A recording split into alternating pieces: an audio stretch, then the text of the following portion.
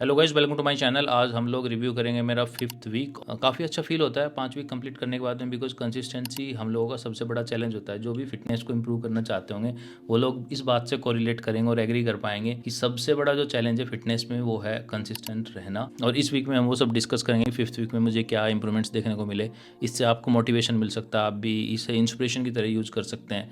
खासतौर से उन लोगों के लिए वीडियोज़ हैं जो लोग डेस्क का जॉब करते हैं मेरी तरह और 30 के पार हो चुके हैं, क्योंकि जब तक आप 30 के पार नहीं होते हो आपको ये सब चैलेंजेस दिखाई नहीं देते हैं। जैसे जैसे कि 3 बड़े चैलेंजेस मैंने फेस किए हैं और मैं वो लिस्ट डाउन करना चाहता हूँ। One of them is the back pain, कि जब आप बहुत ज़्यादा बैठने की नौकरी करते हैं तो आपको धीरे धीरे बैक पेन होने लगता है। दूसरा, आपको हिप का पेन, जिसको बोलते हैं साइटिका नर्व का भी पेन होता है कुछ लोगों को, जैसे मुझे था साइटिका का नर्व का पेन होने लगा था, जो आपके हिप में होता है। तो थर्ड जो सबसे बड़ा ड्राइविंग फैक्टर होता है वो होता है लो एनर्जी। जब आप बहुत ज़्यादा टाइम तक बैठे रहते हैं, इनएक्टिव रहते हैं, फिजिकली आपकी बॉडी कुछ कर नहीं रही है, तो आपकी बॉडी में नेचुरली एनर्जी कम होने लगती है। मतलब कि आपको एनर्जी फील कम होती है कि आपकी बॉडी में एनर्जी नहीं है और लिथार्जिक से रहते हैं, पूरा दिन आलसी पड़े रहो।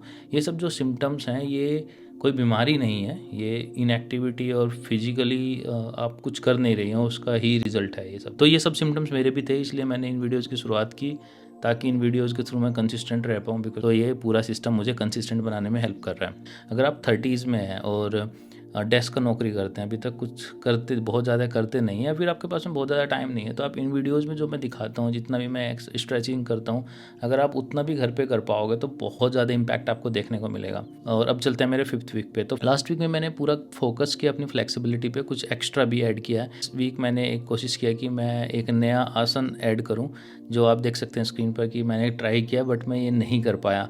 हो सकता है अगले कुछ वीक में मैं अचीव कर पाऊँ इसको, बट ये बहुत टफ आसन होते हैं, बहुत आसान नहीं है इन सबको अचीव करना। फिर भी अपन कोशिश करेंगे, क्योंकि कोशिश ही करेंगे तभी तो हो पाएगा। इस 5 वीक की जर्नी में मैंने कुछ अपने फेवरेट भी पिक कर लिए हैं। सभी के फेवरेट होते हैं। तो सबसे पहला मेरा जो फेवरेट पोज बना है वो है पिजन पोज। पिजन पोज मेरा फेवरेट इसलिए बना क्योंकि ये बेसिकली वो सारी मसल्स को टारगेट करता है जो मुझे फॉरवर्ड, जिसे फ्रंट स्प्लिट बोलते हैं, और मिड स्प्लिट, उनको अचीव करने में हेल्प करता है। तो बहुत ही सॉलिड एक्सरसाइज है। बेसिकली इस एक्सरसाइज को अगर आप करोगे तो आपके हैमस्ट्रिंग, ग्लूट्स और जो आपका लोअर बैक है उसको स्ट्रेचिंग देता है, अच्छी खासी स्ट्रेचिंग देता है। आप देख सकते हैं इस पोज में कि अगर आप करोगे तो आपको पिजन पोज में कहाँ कहाँ पे इम्पैक्ट पड़ेगा। मुझे बहुत मज़ा आता है इस पोज में, क्योंकि एक तो वो मीठा मीठा सा जो दर्द होता है इसमें, आपकी हैमस्ट्रिंग पुश होती है, थोड़ा सा आपके ग्लूट्स खींचते हैं, देखो जो मीठा मीठा सा दर्द होता है वो इसमें अच्छा खासा आपको फील हो पाता है। और दूसरा एक काफ़ी इम्पैक्टफुल एक्सरसाइज है। तो वन ऑफ द फेवरेट, जो मेरी टॉप फेवरेट अभी तक बनी हुई है, वो तो पिजन पोज है। और अभी जो सेकंड मेरी फेवरेट बनी हुई है वो है बैलेंसिंग। आप इसे देख सकते हैं, मैं इसको कोशिश कर रहा हूँ अचीव करने का कि बॉडी डिफरेंट डिफरेंट एंगल पे खुद बैलेंस हो पाए, मतलब स्टेबिलिटी रहे कि आप हिलो डुलो नहीं, बहुत गिर नहीं रहे हैं। वो मैं एक अचीव करना चाहता हूँ, इसलिए मेरी दूसरे वाली एक्सरसाइज भी काफ़ी मेरी फेवरेट बनी हुई है। मतलब मैं हर रोज़ इसको करना चाहता हूँ और हर रोज़ में से कर रहा हूँ। अब बात करते हैं लर्निंग की। तो मैं इस वीक में सीखा कि अगर आप कंसिस्टेंटली योगा करोगे, स्ट्रेचिंग आप कंसिस्टेंटली करोगे, तो आपकी बॉडी और आपके माइंड दोनों पे बहुत बड़ा इम्पैक्ट डालता है। एक जेन्युइनली आपका मूड अच्छा हो जाता है, मतलब आप हर वक्त खुश फील करोगे, आप हर वक्त अच्छा फील करोगे, आपको अपनी बॉडी अच्छी लगेगी। आपको बहुत बड़े चेंजेस नहीं है, मतलब आपका स्लीपिंग पैटर्न इंप्रूव हो जाएगा, ऐसा नहीं हुआ है 5 वीक में, लेकिन ऐसा ज़रूर फील होने लगा है कि मैं कुछ कर रहा हूँ और मेरी बॉडी में थोड़ा सा एक सेंस ऑफ सेटिस्फेक्शन आने लगा है।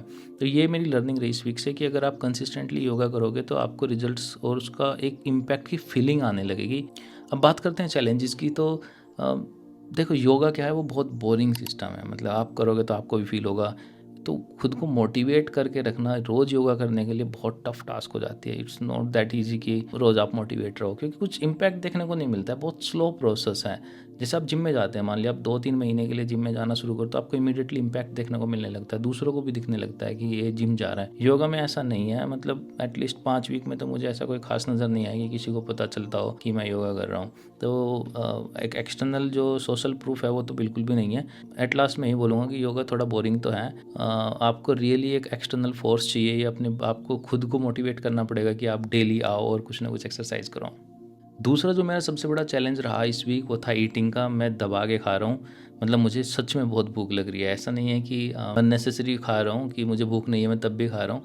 एक्चुअली मुझे बहुत भूख लगी इस वीक में, तो मेरी ईटिंग जो है मैं बोलूँगा हैवियर साइड गई, जो ठीक नहीं है बिल्कुल भी। मैं नहीं चाहता मैं बहुत ज़्यादा खाना खाऊँ, लेकिन इस वीक मैंने काफ़ी खाना खाया। मुझे हर वक्त क्रेविंग होती थी कुछ ना कुछ खाने की, भूख लगती थी और मैं खाता था दबा के। तो आई थिंक ये तो एक चैलेंज रहा मेरा इस वीक में। एंड नाउ नेक्स्ट वीक में मैं चाहता हूँ कि मैं थोड़ा सा अपनी खाने के पैटर्न पे कंट्रोल करूँ, क्योंकि इतना खा के तो कोई फ़ायदा नहीं होगा। तो इस वीक मैं चाहूँगा कि मैं अपने खाने के पैटर्न को कंट्रोल करूँ। और दूसरा जो मेरा चैलेंज है वो है कि मैं 100% नो टू एडिड शुगर, कहीं भी मैं शुगर खुद ऐड नहीं करूँगा। अपने इन हाथों से जाके मैं शुगर ऐड नहीं करने वाला, चाहे वो चाय हो, चाहे घर में खाना बने या कुछ भी, मैं अपने हाथों से कोई भी शुगर ऐड नहीं करूँगा।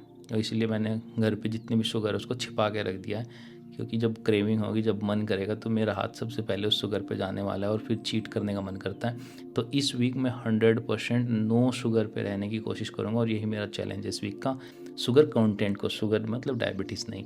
तो चलिए इस वीडियो में इतना ही। अगर आपने अभी तक इस चैनल को सब्सक्राइब नहीं किया तो प्लीज़ सब्सक्राइब करो, क्योंकि ये आपको मोटिवेट करेगा। देखिए मतलब मैं तो अपनी स्टोरी शेयर कर रहा हूँ, मैं अपनी जर्नी शेयर कर रहा हूँ आपके साथ में, ये मेरा तो फ़ायदा पक्का कर रहा है, क्योंकि एक डिसिप्लिन लेके आ रहा है। ये आपका भी फ़ायदा कर सकता है, क्योंकि आपको मैं याद दिलाता रहूँगा कि आपको एक्सरसाइज करनी है। आपको कोई वीडियोज़ याद दिलाएंगे कि आपको भी एक्सरसाइज करनी है। बहुत छोटी छोटी सिंपल सी एक्सरसाइज हैं जो आपको बहुत बेनिफिट दे सकते हैं in long term. See you in the next video and until then bye bye.